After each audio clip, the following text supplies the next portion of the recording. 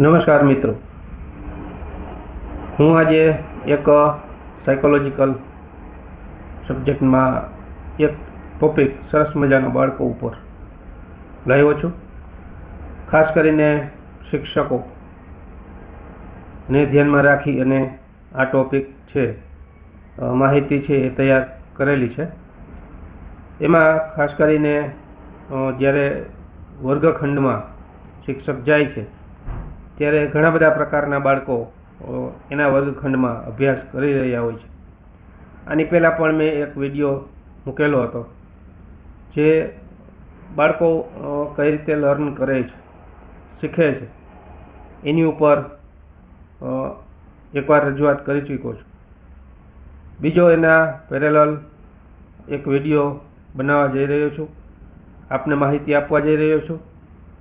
માહિતી ખૂબ જ સરસ, આપણને લાઈફ ટાઈમ શીખવા જેવી છે. બાળકને ઓળખવાની વાત છે અહીંયા કે બધા જ બાળકો માત્ર સાંભળીને જ શીખી જાય એવું નથી. તો અહીંયા એક આશ્ચર્યજનક પ્રશ્ન આપની સામે છે કે કેટલાક બાળકો છે એ સાંભળીને નહીં પણ કરીને શીખે છે. પણ શા માટે?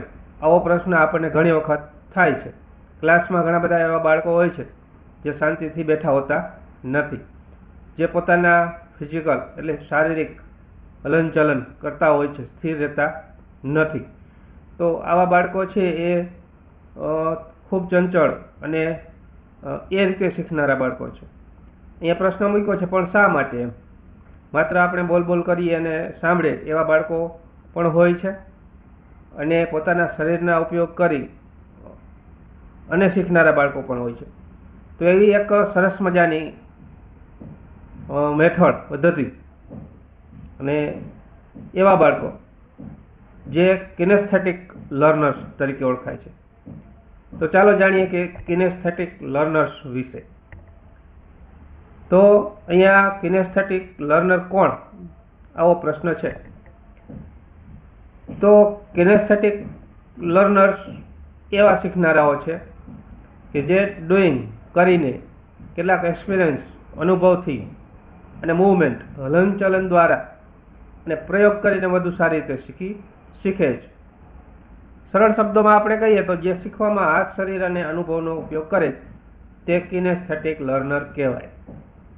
તો આવા બાળકો પણ ક્લાસમાં જોવા મળે છે. શિક્ષકોએ આનો સર્વે કરવો જોઈએ. તો કેવી રીતે શીખે છે?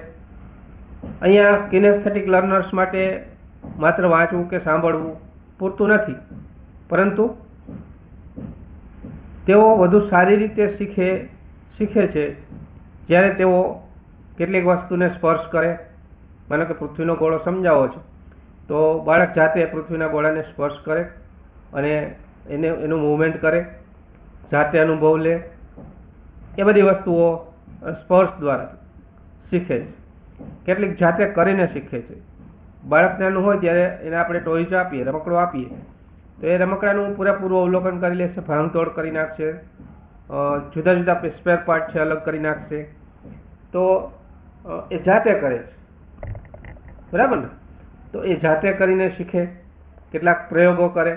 આપણે પ્રયોગો શિક્ષક જાતે કરે છે, પરંતુ બાળકને પ્રયોગ કરવા દેતા નથી હોતા, પરંતુ એને પ્રયોગ કરવા દેવો જોઈએ. કેટલાક એવા ખતરનાક પ્રયોગ હોય એ શિક્ષક કરે ત્યાં સુધી બરાબર છે, પરંતુ એવા સામાન્ય કેટલાક પ્રયોગો હોય છે જે બાળક જાતે કરે તો આસાનીથી એ શીખી શકે છે. ભૂમિકા ભજવી, રોલ પ્લે કરે, હલનચલન સાથે શીખે. એટલે કે રમતગમતની જ્યારે ક્લાસ હોય ત્યારે એ પોતાના મૂવમેન્ટથી કેટલીક ગેમ્સ, રમતો શીખે, મોડેલ અથવા વસ્તુ બનાવીને શીખે. તો એ TLMની વાત થઈ. તો બાળક છે આવા ઘણા બધા એવા મોડેલ લઈ અને શીખે છે કે ઘર કોને કહેવાય, હોસ્પિટલ કોને કહેવાય, ફ્લેગ કોને કહેવાય. તો આવી ઘણી બધી વસ્તુઓ છે. તો અહીંયા લર્નિંગ બાય ડુઈંગની વાત કરવામાં આવી છે. તો આના મુખ્ય લક્ષણો કેવા હોય? ખાસ કરીને આવા બાળકો જો આપણે શોધવા હોય તો એના કેટલાક મુખ્ય લક્ષણો છે. તો કિનેસ્થેટિક લર્નરમાં સામાન્ય રીતે આવા લક્ષણો જોવા મળે છે. પહેલું છે, પ્રવૃત્તિમાં સક્રિય ભાગ લેવાનું પસંદ કરે છે, બરાબર? કોઈ પણ એક્ટિવિટી હોય અને તમે જાહેર કરો કે આ પ્રવૃત્તિ કરવાની છે, ત્યારે કેટલાક હાથ ઊંચા થાય છે ત્યારે સમજી જવું જોઈએ કે આ કિનેસ્થેટિક લર્નર છે. બીજું, લાંબા સમય સુધી નિષ્ક્રિય બેસીને શીખવામાં રસ ઓછો હોય છે. એટલે કે તમે જ્યારે આપણે કોઈ પણ પાઠ શીખવીએ છીએ ત્યારે આપણે જ બોલ કરીએ, કાપા સાથે વાત કરીએ, તો બાળક છે એ પોતે નિષ્ક્રિય હોય છે. તો સમજી જવું જોઈએ કે આને સક્રિય રાખવા આપણે શું કરવું જોઈએ. પ્રેક્ટિકલ કામમાં રસ ધરાવે, ગ્રાઉન્ડ દોરવું, કોઈ મિકેનિકલ કાર્ય છે, ટૂંકમાં પ્રેક્ટિકલ વર્ક છે એમાં રસ ધરાવતું હોય તો સમજી જવું જોઈએ કે આ કિનેસ્થેટિક લર્નર છે. વસ્તુઓને સ્પર્શીને અથવા જાતે કરીને સમજવાનું વધારે પસંદ કરે છે. ઘણી વખત ગણિતમાં જુદા જુદા શેપ્સ શીખવીએ છીએ ત્યારે આપણે બોર્ડમાં શેપ્સ દોરીને શીખવીએ છીએ, પરંતુ એ શેપ્સ એક મોડેલ તરીકે બાળક સામે મૂકીએ તો બાળક જાતે એ શેપ્સને ઓળખી શકે છે, શીખી શકે છે. તો આવા બાળકનું એક આ લક્ષણ છે.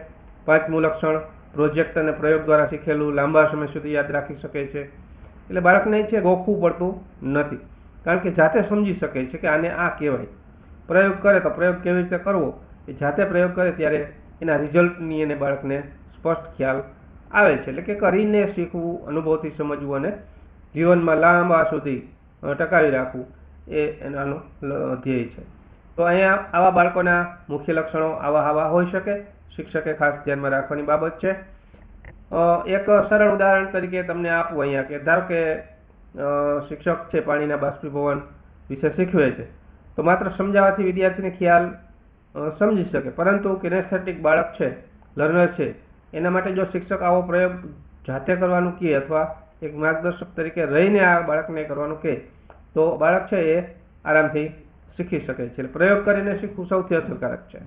કોઈ પણ વસ્તુ છે એ બાળકને જાતે કરવા દો, એને ડુઈંગ બાય લર્નિંગ નો કોન્સેપ્ટ ક્લિયર થઈ જાય એવું કરવા દો તો શીખી શકે છે.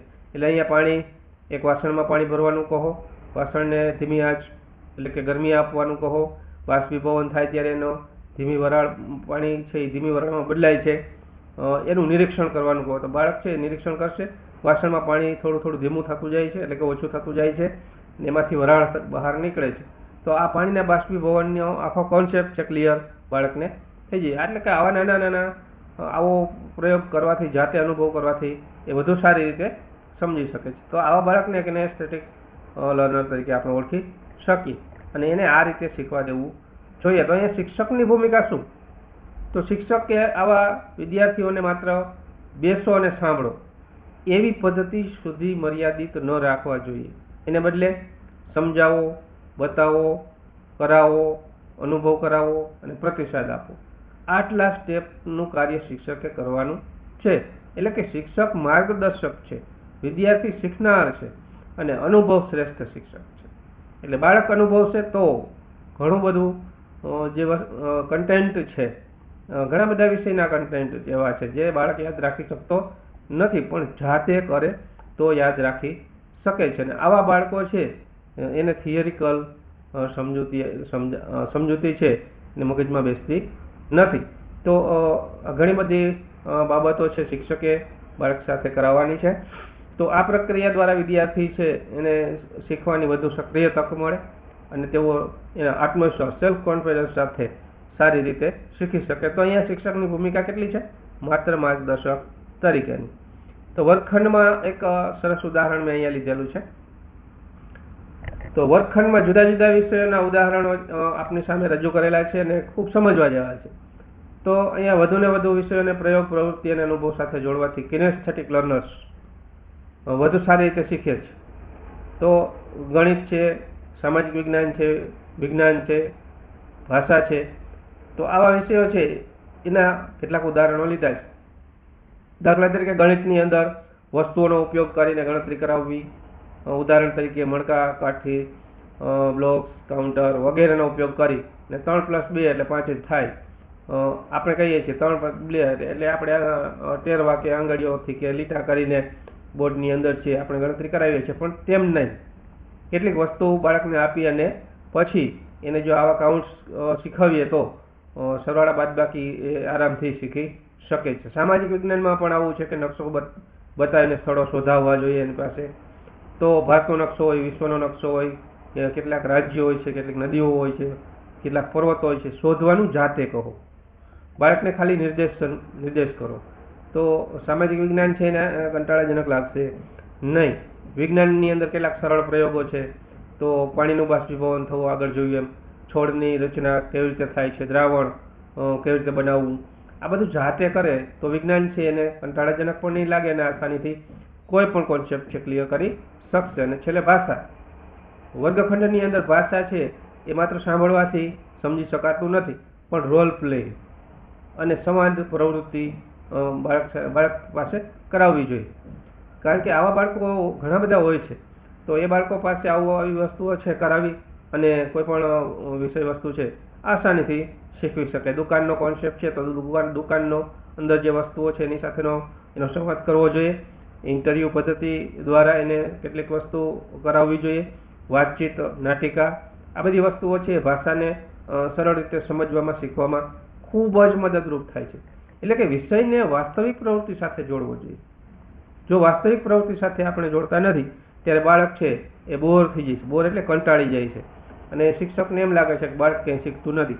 પરંતુ આપણી શીખવાડવાની સ્ટાઇલ, પદ્ધતિ, મેથડ, વ્યૂહરચના આ બધું જ બાળકને ઓળખીને રજૂ કરવાની જરૂર છે. તો અહીંયા આ કિનેસ્થેટિક લર્નર આ રીતના હોઈ શકે છે. મહત્વની વાત આપણે એ સમજવાની છે કે દરેક બાળક અનોખું છે અને દરેકની શીખવાની રીત પણ અલગ અલગ હોઈ શકે છે. આપણે જાતે આપણો જ વિચાર કરીએ ત્યારે આપણે પણ કેટલીક મેથડ આપણને કંટાળાજનક લાગતી હોય છે. તો અહીંયા આપણે જીવ સાથે કામ કરવાનું છે, બાળક સાથે કામ કરવાનું છે. તો અહીંયા એક વિદ્યાર્થીને માત્ર તેના વર્તન પરથી આ કિનેસ્થેટિક લર્નર છે એવું નક્કી કરવું એ યોગ્ય નથી. બરાબર? બધા બાળકો છે કિનેસ્થેટિક લર્નર નથી હોતા, પરંતુ એને સમજવામાં, એનું તમારે નિરીક્ષણ કરવામાં થોડો સમય લાગશે, પણ એને ઓળખવાની કોશિશ આપણે જરૂર કરવી જોઈએ. કેટલાક વિદ્યાર્થીઓ જુદી જુદી રીતે શીખે છે, અલગ અલગ વિષયોમાં અલગ અલગ રીતો અસરકારક હોઈ શકે છે. કેટલાકને વાંચીને સમજવાનું છે, કેટલાકને સાંભળીને સમજવાનું સરળ પડે છે, કેટલાકને જોઈને શીખી શકે છે, કેટલાક કરીને ડુઈંગ બાય લર્નિંગ દ્વારા છે એ ખાસ કરીને શીખે છે. તો આ શ્રેષ્ઠ અભિગમ છે કે વિવિધ શિક્ષણ પદ્ધતિઓના સંયોજનથી બાળક છે એ શીખે. એટલે એક કરતાં વધુ રીતોનો ઉપયોગ કરી અને બાળક છે એ શિક્ષણ વધુ સારું અને ઊંડું બની શકે. તો બાળકને આ મહત્વની બાબત શિક્ષકો માટે છે કે બધા જ બાળકો કિનેસ્થેટિક લર્નર નથી હોતા. બધા બાળકોની શીખવાની રીત અલગ અલગ હોય છે. પરંતુ આવા બાળકો હોય છે ત્યારે આપણે એવું માની લેવાનું હોતું નથી કે આ બાળક છે એ કંઈ કરતું નથી, ભણતું નથી. ઘણાને બોલપેન મોઢામાં રાખવાની ટેવ હોય છે, ઘણાને રમાડવાની ટેવ હોય છે. તો આવા કિનેસ્થેટિક લર્નર કહેવાય છે. તો એ કઈ રીતે શીખે છે એ આપણે ખાસ કરીને જોઈએ. તો વર્ગખંડમાં આ રીતના બાળકો હોય છે અને આ રીતના બાળકોમાં શિક્ષકે માત્ર માર્ગદર્શક તરીકેની ભૂમિકા ભજવવાની હોય છે અને ઘણું બધું શીખી શકે છે. તો આટલી વસ્તુ ખૂબ જ ઝડપથી આપને આપી છે.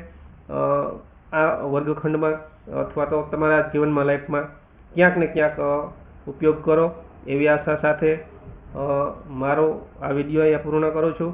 ગમ્યું હોય તો લાઈક કરજો, શેર કરજો, કોમેન્ટ કરજો અને વધુને વધુ શેર કરો એવી મારી અપેક્ષા છે. નવા હોય તો સબસ્ક્રાઈબ કરજો. ફરી મળીશું નવા વિડીયો સાથે. ધન્યવાદ.